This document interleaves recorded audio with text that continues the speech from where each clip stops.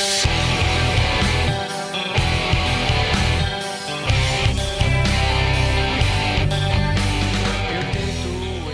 gente, eu sou a Ione do blog Minha Vida Literária e esse é mais um vídeo para o blog Livros e Fuxicos, onde eu estou realizando o desafio Fuxicando sobre Chiquilites. Esse mês eu cumpri o item ler um chiquilite com a inicial do seu nome, não valem artigos, e o único chiquilite que eu tinha que se enquadrasse nessa opção era Azul da Cor do Mar, da Marina Carvalho, lançamento da editora Novo Conceito. O livro conta a história da Rafaela, uma jovem que, quando era criança, passava as férias em Iriri, uma praia no Espírito Santo, e durante um verão ela viu um garoto que usava uma mochila xadrez durante todos os dias, e no último dia em que ela o viu, ela presenciou uma cena bastante enigmática, em que ele entrava no mar junto com um pedaço de papel, e ela ficou tão conectada naquele momento dele, que ele estava tão imerso olhando para o mar, que ele acabou marcando a memória dela desde aquele instante. Então ela criou uma ilusão, uma fantasia muito grande com relação a esse garoto. Já agora, aos 21 anos, prestes a se formar em jornalismo, ela consegue um estágio no jornal mais conceituado de Minas, o Folha de Minas, e ela passa a trabalhar então ao lado do maior jornalista investigativo do jornal, que é o Bernardo. Só que o Bernardo não gosta nada da ideia de servir de tutor para ela, e ele não gosta de ter que, na verdade, trabalhar com ela.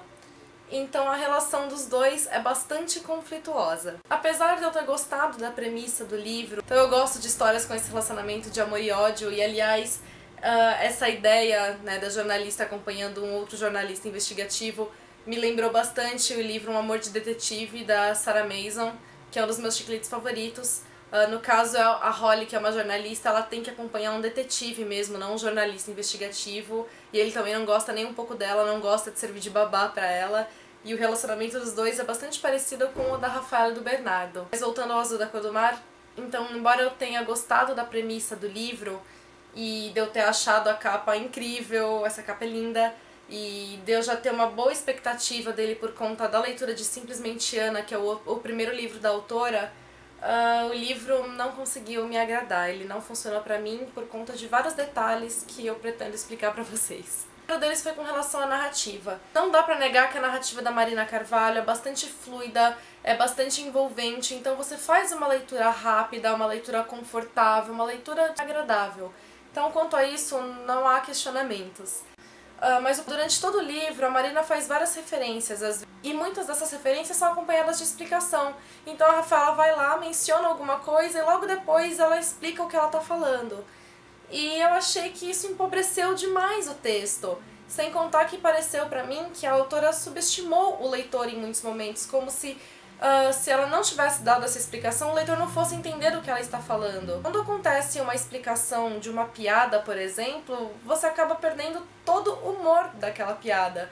Então eu acho assim, piada não se explica, e muitas vezes, se você faz alguma referência, você também não tem que explicar. Então isso acabou me incomodando um pouco. Outra coisa que eu achei que algumas situações da história me pareceram muito inverossímeis. Se você está escrevendo um livro de fantasia, você dita as regras do universo que você está criando. Então, se você quiser, por exemplo, dizer que um personagem pegou uma pedra, jogou pra cima e a pedra flutuou, você pode, porque você dita as regras do seu universo. Você pode dizer que naquele universo que você está fazendo, não existe gravidade. Às vezes até pode ser algo acontecendo na Terra, mas, sei lá, por mágica aquela pedra flutuou. Como é um universo fantástico, você faz o que você quiser. Você diz o que é possível e o que não é possível. Só que quando você não está em um universo fantástico, embora o autor tenha liberdade para criar algumas coisas, não tem como você criar outras, tem coisas que não tem como. Então, por exemplo, num universo real, não tem como você dizer que se você jogar uma pedra pra cima ela vai flutuar, porque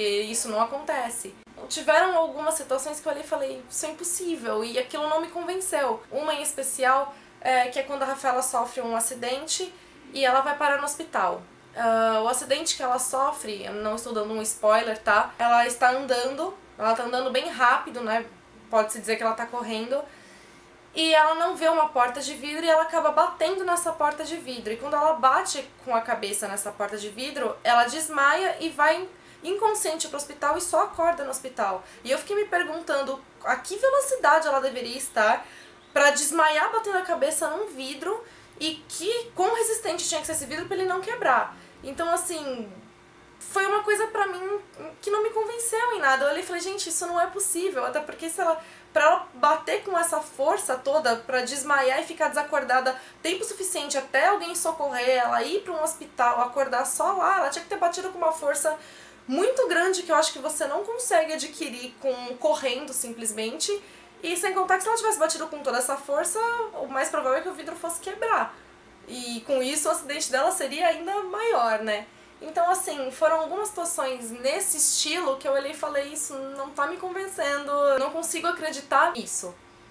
E acho que o último ponto, que talvez tenha sido um dos principais para o livro não ter funcionado pra mim, foram as personagens. A Rafaela, ela não me agradou pela imaturidade dela, pelas convicções dela. Ela tem alguns conceitos que eles iam contra aquilo que eu acredito. Então, assim, embora isso, na verdade, tenha sido, acho que, uma questão pessoal minha com a personagem, não um problema da personagem em si, porque eu não conseguia concordar com ela, eu acho que quando você discorda demais das atitudes de uma personagem, fica difícil você gostar do livro como um todo, porque ao invés de você torcer pela personagem, ao invés de você compreender as atitudes dela, você começa a questionar tudo que ela tá fazendo. E não só isso, eu achei a Rafaela não parecia pra mim que ela tinha 21 anos, ela parecia muito mais jovem, tanto pelas atitudes dela quanto pelas situações que ela vivencia. Os conflitos pra mim, eles pareciam de um ensino médio, não parecia que ela já tava praticamente se formando na faculdade, eu não conseguia enxergá-la como uma adulta. O Bernardo a mesma coisa, ele também tinha algumas atitudes que eu olhava e falava, gente, esse rapaz não tem mais de 25 anos, ele pra mim parece um adolescente. E não só isso, também ele teve algumas atitudes que eu acho que foram contrárias ao caráter dele. Então, assim, embora inicialmente a autora tenha construído uma imagem negativa dele mesmo, porque ele não se dá bem com a Rafaela, conforme a história vai avançando, principalmente com relação às atitudes mais pro final da história, as atitudes dele, eu não conseguia acreditar no que ele sentia, porque pra mim aquilo que ele fazia era contrário ao sentimento dele. Não parecia verdadeiro, aquilo não me convenceu. E eu não conseguia me afeiçoar nem ao Bernardo, nem à Rafaela.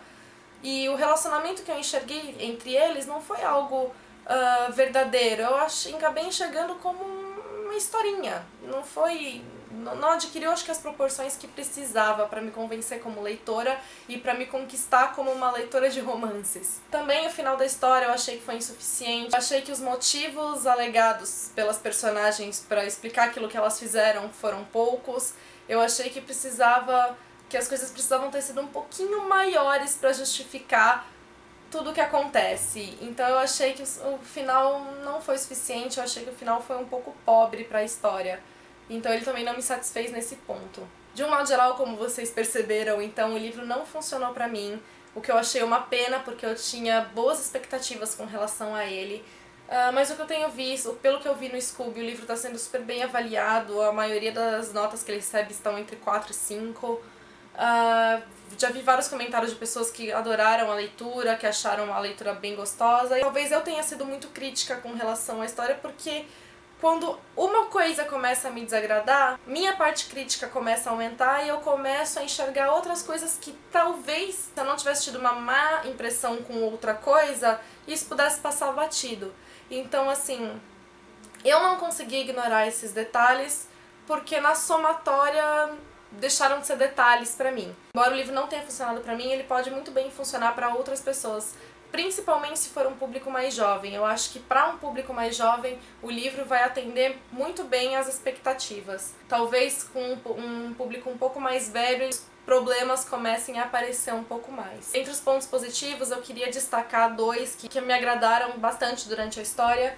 Um deles é que cada capítulo é iniciado com um trecho de algum manual sobre como escrever redações. E embora esses trechos estejam se referindo, então, a escrever textos, eles se aplicaram bastante bem às situações que a Rafaela vivia. Eu gostei dessa conexão que a autora fez, e eu gostei também porque em diversos momentos são citados os personagens Clark Kent e a Lois Lane, que são do Super-Homem, né? Eu gostei da forma com que essas citações também conseguiram se encaixar na história. A Marina Carvalho fez isso de uma maneira bastante sutil e isso me agradou. Eu gosto dessas sutilezas, esses detalhes eu gosto bastante.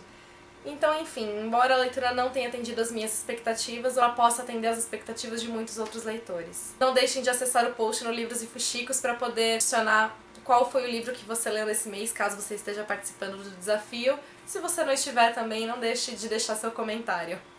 Beijos pra vocês, até o próximo post. E esse vídeo é mais um pro blog...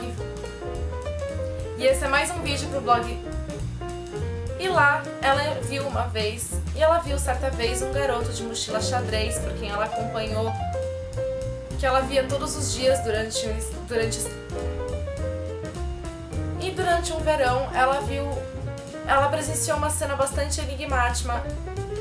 Embora a leitura não tenha atendido as minhas expectativas, eu acredito que ela possa atender a leitura de os motivos